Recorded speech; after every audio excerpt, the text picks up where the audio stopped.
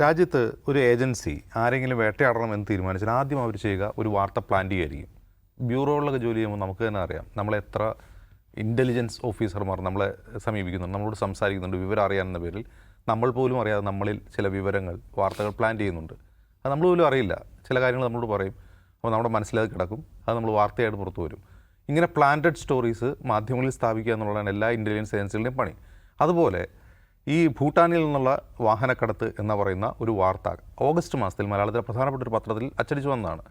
സംസ്ഥാനത്ത് വൻതോതിൽ ഭൂട്ടാനിൽ നിന്ന് വാഹനം കൊണ്ടുവരികയാണ്, ഇൻ്റലിജൻസ് വിവരങ്ങളുണ്ട് എന്ന് പറഞ്ഞിട്ട്. അപ്പോൾ ഇതാണ് ആദ്യം ഒരു ഏജൻസി ചെയ്യുക. പിന്നെന്ത് ചെയ്യും? അവർക്ക് ആരെയാണ് വേട്ടയാടേണ്ടത് അവരുടെ പുറകെ പോവുക.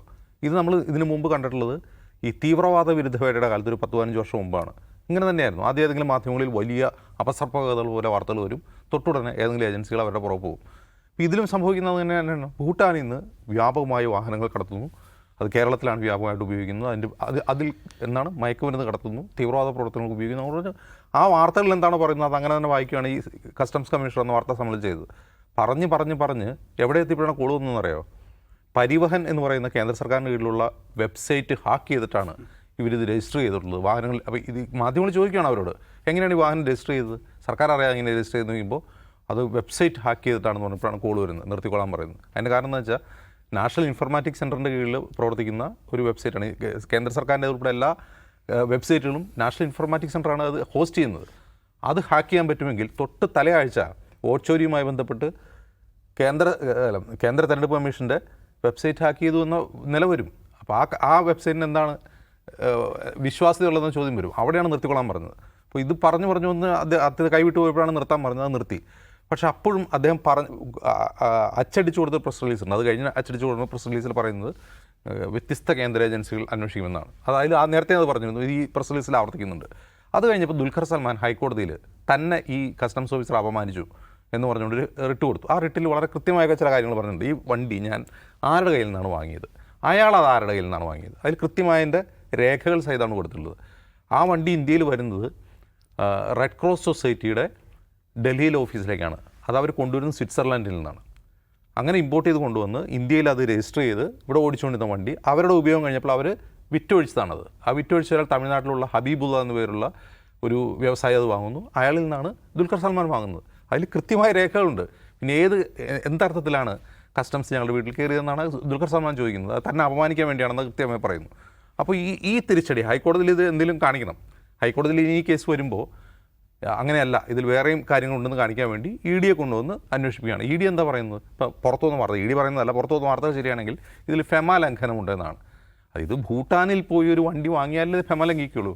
അതായത് വിദേശ നാണ്യ നിയമത്തിൻ്റെ ലംഘനം.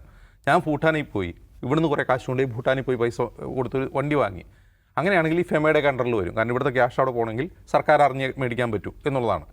ഇതങ്ങനെയല്ല. ഇത് സ്വിറ്റ്സർലൻഡിൽ നിന്ന് വന്ന വണ്ടിയാണ് എന്ന് ദുൽഖറിൻ്റെ പിടികൂടിയ ഒരു വണ്ടിയെക്കുറിച്ച് പറയുന്നു. ഇപ്പോൾ ഭൂട്ടാനിൽ നിന്ന് തന്നെ കൊണ്ടുവന്ന വണ്ടിയാണെന്നിരിക്കട്ടെ, ഇവിടെ അതെങ്ങനെ രജിസ്റ്റർ ചെയ്തു? ഭൂട്ടാനിൽ നിന്ന് ഡയറക്റ്റ് പോയി ഇവർ വാങ്ങിയതാണോ, അതല്ല മറ്റേ ആളിൽ നിന്ന് വാങ്ങിയതാണോ? അവിടെ എങ്ങനെയാണ് ഫെമ ലംഘനം വരിക? ദുൽഖർ നേരിട്ട് പോയി ഭൂട്ടാനിൽ പോയി വണ്ടി വാങ്ങിയാലാണ് ഈ പറഞ്ഞ ഫെമ ആപ്ലിക്കബിൾ ആവുക. അപ്പോൾ ഇ ഡി വരുമ്പോൾ പെട്ടെന്ന് എല്ലാവരും ചിന്തിക്കുന്നത് കള്ളപ്പണമാണെന്നാണ്. ഇ ഡി അന്വേഷിക്കുന്ന കള്ളപ്പണം മാത്രമല്ല, ഫെമയും അന്വേഷിക്കും. വിദേശ നാണയ വിനിമയ ചട്ടവും പ്രകാരം അവർ കേസ് അന്വേഷിക്കാം. ഇത് വെറുതെ പുകമറയാണ്. ഇനി കോടതിയിൽ എന്തെങ്കിലും പറയണം. കോടതിയിൽ പറഞ്ഞത് ഇന്ന കാര്യങ്ങൾ കൂടി അന്വേഷിക്കാനുണ്ട്, ഇതിൽ വലിയ റാക്കറ്റാണ്, വലിയ വലയാണ്, ഞങ്ങൾ തുടക്കത്തിൽ റെയ്ഡ് നടത്തിയിട്ടുണ്ട്, ഇതിൽ കൂടുതൽ കാര്യം അന്വേഷിക്കാനുണ്ടെന്ന് പറഞ്ഞൊരു മറുപടി കൊടുക്കാൻ വേണ്ടിയുള്ള നാടാണ് ഇപ്പോൾ കാണുന്നത്. രണ്ടാമത്തെ കാര്യം, ദുൽഖർ സൽമാനും മമ്മൂട്ടിയും പൃഥ്വിരാജൊക്കെ മനസ്സിലാക്കേണ്ട ഒരു കാര്യം, നമ്മൾ രാഷ്ട്രീയമായി നമ്മളൊരു പൊസിഷൻ എടുത്ത് നമ്മൾ നിലപാട് പറഞ്ഞു കഴിഞ്ഞാൽ നമ്മൾ ഭരണകൂടത്താൽ ആക്രമിക്കപ്പെടുന്ന ഒരു കാലഘട്ടത്താണ് നമ്മൾ ജീവിക്കുന്നത്. മിണ്ടാണ്ടിരുന്ന ഒരു കുഴപ്പമില്ല. അങ്ങനെ സൈലൻ്റായിട്ടിരിക്കുന്ന കുറേ അധികം ആളുകളുണ്ട്. ഇനി സൈലൻ്റായിട്ടിരുന്നാലും ഇനി ഒരു വേള ഭരണകൂടത്തെ പുകഴ്ത്തിയാലും നമ്മൾ ആക്രമിക്കപ്പെടും. അതിന് നല്ല ഉദാഹരണമാണ് മമ്മൂട്ടിയുടെ വീട്ടിലാണ് ഇത് കയറിയിട്ടുള്ളത്. ഈ കഴിഞ്ഞ ജന്മദിനത്തിന് പ്രധാനമന്ത്രി നരേന്ദ്രമോദിക്ക് ജന്മദിനാശംസ അർപ്പിച്ചുകൊണ്ട് ഫേസ്ബുക്കിലും സോഷ്യൽ മീഡിയയിലൊക്കെ എഴുതിയ ആളാണ് മമ്മൂട്ടി.